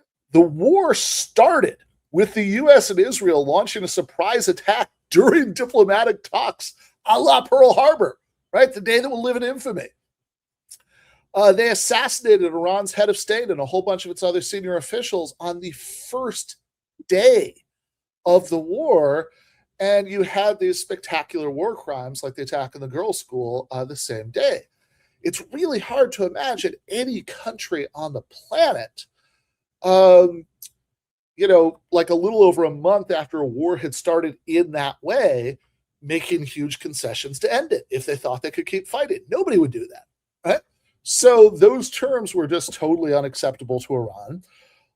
Meanwhile, Iran had, long had on the table its terms for a ceasefire, which were exactly the opposite of all of that. And Trump had no interest in taking that deal. So it looked like everybody was locked in and, careening towards apocalypse. Then as his deadline for ending Iranian civilization approached, Trump blinked. And some people have been saying, right, some people on the left, some people I like have been saying, oh, we shouldn't talk about Trump blinking or chickening out because that might shame him into resuming. I disagree with that, right, for reasons I want to get into. But let's be very clear on this. If we're going to live in reality and describe what objectively happened, Trump blinked. He just backed down. What he did is he pretended that Iran's ceasefire terms, which had been on the table for a long time before his threat, were some sort of last-minute concession he'd extracted with that threat. And he announced a 2-week ceasefire while negotiations take place on the basis of Iran's 10-point proposal. And those, if you read like Dropsite, for example, we've known, what a lot of these were before, but Iran actually made those public. And I've got to say, just reading them all laid out in the New York Times on Wednesday morning was really kind of jaw-dropping because this is so sort of maximalist, like everything, like the Iranians want. So the 10 points are 1, an American guarantee of non-aggression with Iran. 2, Iran maintains control of the Strait of Hormuz. 3, ending the regional war on all fronts, including against Iran's ally Hezbollah and Lebanon. 4, withdrawal of U.S. combat forces from all bases and positions in the region. 5, reparations to Iran for war damages. 6, acceptance of Iran's right to nuclear enrichment. 7, lifting all primary sanctions on Iran. 8, lifting all secondary sanctions on Iran. 9, termination of all resolutions against Iran by the Board of Governors of the IAEA. And 10, termination of all UN Security Council resolutions against Iran. Whew, that's all. And it's true enough that agreeing to negotiate on the basis of these points is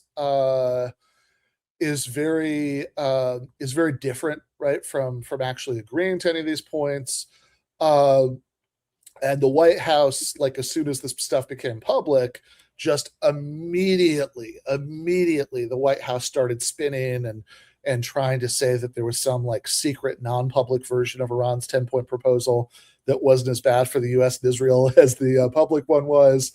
And I guess we'll see. It's also entirely possible that at the end of the 2 weeks, things break down and the war just goes back to exactly the way it was after none of this happens. It's entirely possible we don't make it to 2 weeks. I mean, Netanyahu has certainly been doing everything in his power to exercise his veto by continuing to strike at Lebanon in sort of obvious violation of point 3, right, of the 10-point plan that Trump agreed on as a basis for negotiation. And I just saw, right, in the New York Times, like 14 minutes ago, it says Israel agrees to talk with Lebanon, but will still strike Hezbollah. So, whether that just derails the whole thing and we're back at war tomorrow, again, it's just much too soon to be, very confident about that one way or the other. But as of this moment, I said in the article, even agreeing to anything remotely like these 10 points or just pick any 2 of them, agreeing to anything remotely like any 2 of these 10 points as a basis for negotiations is fucking remarkable, right? Because that, like, even doing a couple of these things would represent a remarkable U.S. capitulation, in some ways, like just a totally unprecedented one. In certainly the history of recent U.S. foreign policy, just an amazing, like surrender, right? Basically to Iran after starting a war with them, just 6 weeks earlier. And if you think about what makes this remarkable, I think this gets to why I do think it's okay to say Trump tacoed out. Right? I don't think it's bad to say that he flip-flopped, that he blinked, that he made this crazy genocidal threat, and then he just backed down without getting anything. I think it's fine to say all that. In fact, I think it's good to say all that. The idea that like liberals, leftists, anti-Trump people saying it is going to make Trump resume, I don't really buy at all.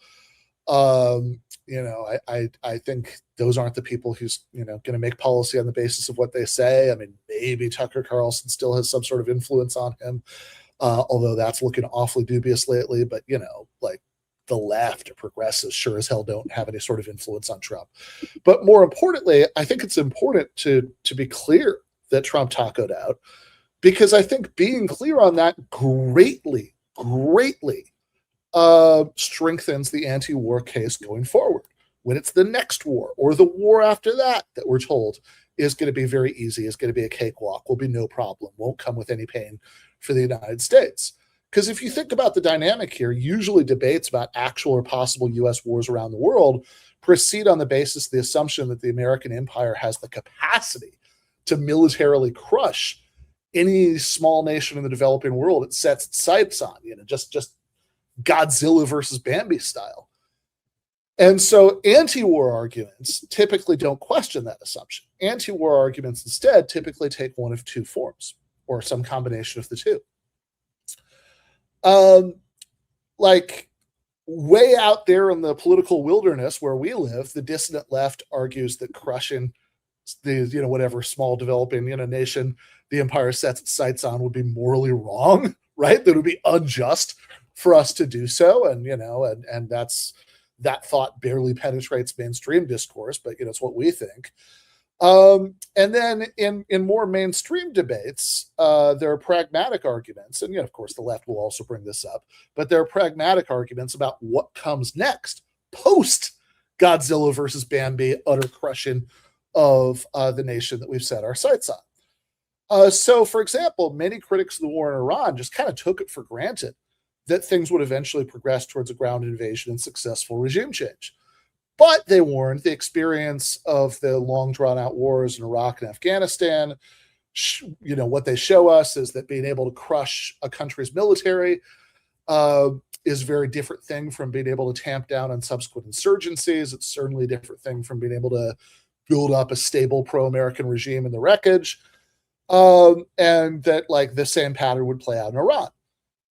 But what's happened with Trump's utter failure to crush Iran is that he's reminded us that even globe-spanning empires don't have unlimited capacities to smash any little nation they want to, at least without doing things that would be politically unacceptable back home.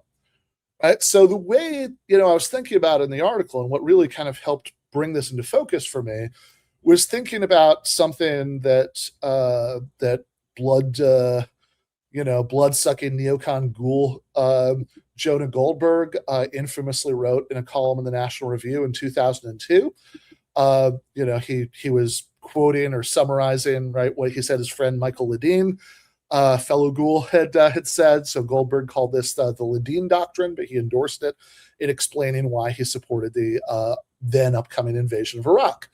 Right? So Ledeen, as quoted by Goldberg, said, and I quote, "Every 10 years or so, the United States needs to pick up some small, crappy little country and throw it against the wall just to show the world that we mean business." Once again, if you missed that, every 10 years or so, Goldberg wrote, the United States needs to pick up some small, crappy little country and throw it against the wall just to show the world we mean business. And so one way to think about what seems to have happened in Iran, again, the situation could change very quickly, but at least for now, is that by picking a country that, of course, Iran has like a small fraction of the military power of the U.S. I mean, it's a very small fraction. But nevertheless, picking a country with a greater capacity to defend itself than, Afghanistan in, 2001 or, Iraq in 2003 had, right? Those were pretty shaky, hollowed out countries, right? By picking a slightly less weak little country, right? A slightly bigger, slightly less weak little country to go after, Trump has succeeded in showing the world exactly the opposite of what Ledeen and Goldberg hoped that the U.S. would show the world once every 10 years. What Trump has succeeded in showing the world is that even the vast power of the world's dominant empire has its limits. His initial genocidal bluster about destroying Iranian civilization was itself downstream of that reality. And so was his subsequent capitulation on Tuesday night. If the war was going better, he would have just kept doing what he was doing. When it didn't, he resorted to the most comic book villainy threats he could think of. And when that didn't work either, and he was faced with a choice between, doing this and actually following through and accepting all of the chaos and the problems for him that would come from following through, he agreed to negotiate on the basis of just deeply humiliating terms. So again, some people think it's a mistake to sort of speak in a real way about Trump chickening out, because this could have the effect of shaming him into unchickening, right? Into resuming the bloodshed in Iran, which again might be resumed anyway because Netanyahu is doing his best to make sure it doesn't stop. But even aside from the dubious assumption that Trump is likely to listen to anything that anti-war leftists have to say, I think this misses a bigger point, right? And this is how I end the article. It seems to me that the debacle in Iran greatly strengthens the anti-war case going forward. Like, just blunt, simple terms, one of many reasons not to go around the world starting wars of choice is that sometimes you're going to lose, right? The worst case scenario from like a American imperial perspective is not even necessarily that you're going to like roll over the country that you targeted, but then like the post-war reconstruction is going to go badly for you and make things worse for you than they were at the beginning. Sometimes, right, it's going to go like this. So it seems to me that next time hawks try to promote some new American adventure overseas, it's very useful to be able to point to this, right? Ask them why they're so confident that it'll go any differently than this did. And on that note, I think we are going to stop for today. But again, my intention was to do Wednesday this week.